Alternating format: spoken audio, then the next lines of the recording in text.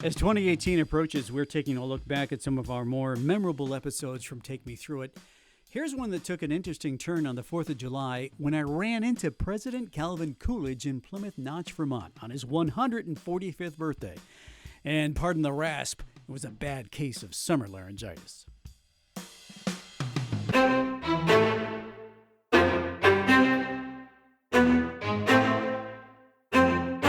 Take Me Through It is made possible by people like you.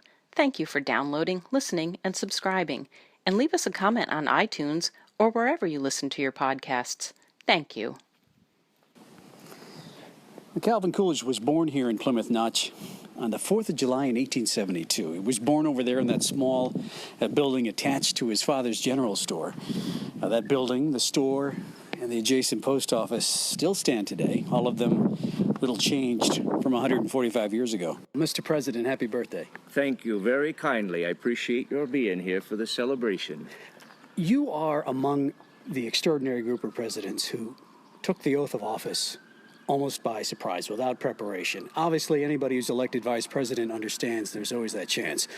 But on the early morning hours of August 3rd, 1923, there you were in your living room, being sworn into office by your father, a notary public. What was that like for you?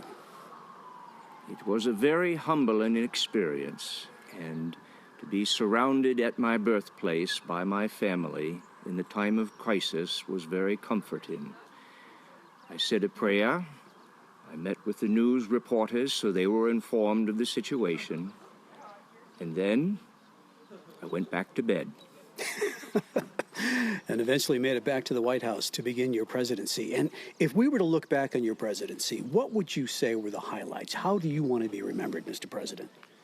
I would say that the greatest achievement of my administration was minding my own business.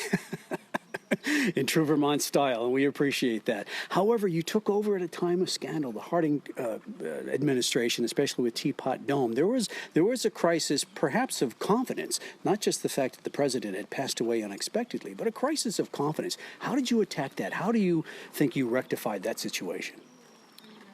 The people of the United States placed their trust in me to continue the policies of the Harding administration. And I felt it was important to adhere to the goal of normalcy. And in time, the law had to take its course. And then by 1928, you decided not to run for re-election. Can you explain why you felt that your job was done? Well, I felt that perhaps the next president of the United States might be required to spend money, and I simply didn't feel qualified. Thank you, Mr. President, and happy birthday. Thank you kindly, sir. President Calvin Coolidge, as portrayed by Tracy Messer. Thank you, Mr. President. But today was special not just because it is the 4th of July and we celebrate America's birth, or we celebrate the birth date 145 years ago of Calvin Coolidge. It's also the day when 20 new Americans join the list of citizens in this country. They came from 10 countries, and they came here today just within steps of where Calvin Coolidge was born, where he grew up, and where he took the oath of president. They came here today to take their oath of citizenship. Matthew Denhart, Executive Director of the Coolidge Presidential Foundation, offered words of welcome and inspiration to the 20 immigrants who are about to become Americans. When the Continental Congress declared America's independence on July 4th, 1776, among the grievances with the English crown was one related to immigration. I've been reminded this by Seth Lipsky, who's here today and is a constitutional scholar. But indeed, in the Declaration of Independence, the Congress laid forth the accusation that King George III had, and I quote, endeavored to prevent the population of these states, for that purpose obstructing the laws of naturalization of foreigners, refusing to pass others to encourage their migration hither. It should come as no surprise that the founders would consider the right to migrate of very high importance. Indeed, we're a young country that needed people.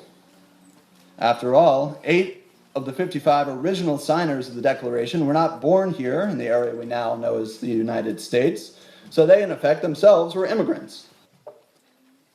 Now for the roll call of oath. If you would please stand when I call your name. Ibrahim Abdi. Puspa Adhikari. Radhika Adhikari. And one by one, their Andrea names are read off. They come Aliyah, from Somalia, Bhutan, Christine Mary India, Lucios, Brazil, Canada, Anastasia Cargill, and Great Britain. Maria And they're all here for the Cordova, same reason today, to take the Binda oath of citizenship in the Tundana, United States. Natalia Ellis, Edna King, Timothy Medlin. So if you'd raise your right hand, please. I hereby declare on oath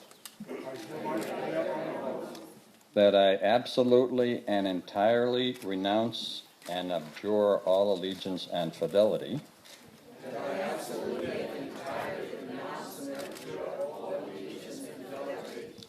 to any foreign prince, potentate, state, or sovereignty,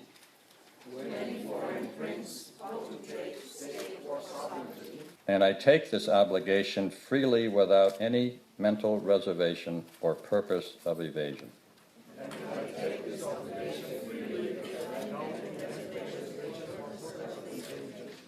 So help me God. Congratulations.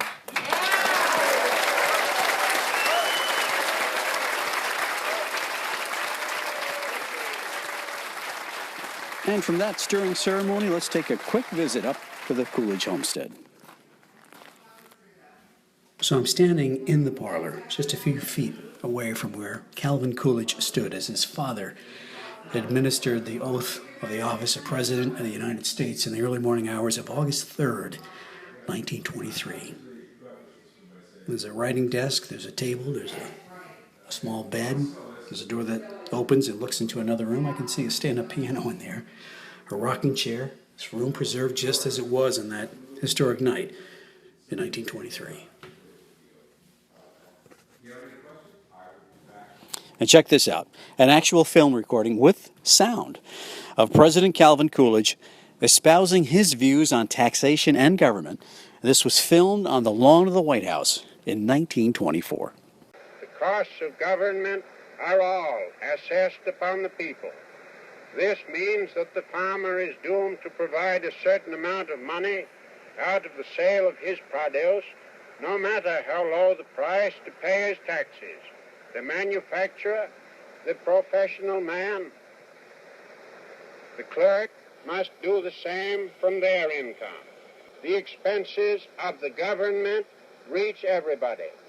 Taxes take from everyone a part of his earnings and force everyone to work for a certain part of his time for the government.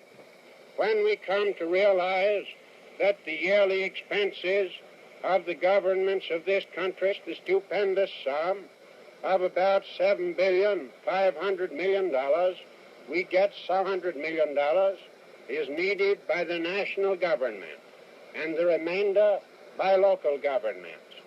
Such a sum is difficult to comprehend. These are some of the reasons why I want to cut down public expense. I want the people of America to be able to work less for the government and more for themselves. After our interview, I wished I had asked President Coolidge what he thought of the name-calling and bombastic boasting and uncivil discourse in today's political scene. Well, I got my answer from the Coolidge Presidential Foundation website, coolidgefoundation.org. Here's what the website says. Coolidge told Americans he never was hurt by what he didn't say. In his autobiography, the president recalled that in one early campaign, quote, "We made the mistake of talking too much about the deficiencies of our opponents and not enough about the merits of our own candidates. I have never again fallen into that error." I'm walking up the steps to the North Cemetery here in Plymouth Notch to pay my respects at the gravesite of President Coolidge. And if you're expecting some large monument, some giant edifice that shows that the President of the United States is buried here, you'll be disappointed. It's a simple grave. I'll read it. Calvin Coolidge, July 4th, 1872. January 5th, 1933. That's it. It's a simple, beautiful tombstone made of Vermont granite. It has a star at each corner and the presidential seal that says E pluribus unum. That's really the only indication that a president of the United States is buried in this spot. All it says is Calvin Coolidge, July 4th, 1872, January 5th, 1933. And he's buried alongside his wife, Grace, their son, Calvin Coolidge, Jr., who died while the president was in office in 1924. And then, of course, the president's father, John Coolidge, who administered the oath of office back in that fateful day, 1923.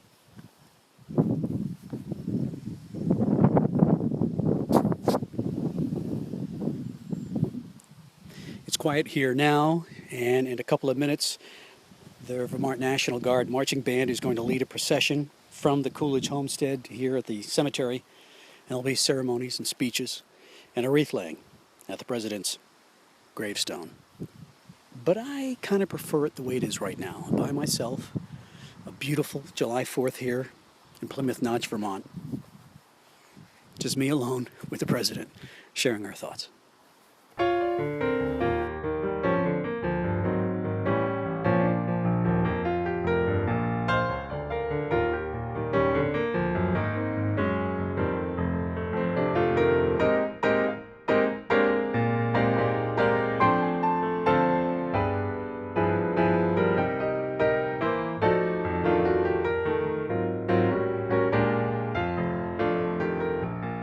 From that warm and quiet summer's day in Plymouth Notch to the cold wind and snow of winter, we are just about ready to bid farewell to 2017, and I wanted to thank each and every one of you for listening, downloading, and telling your friends all about our podcast.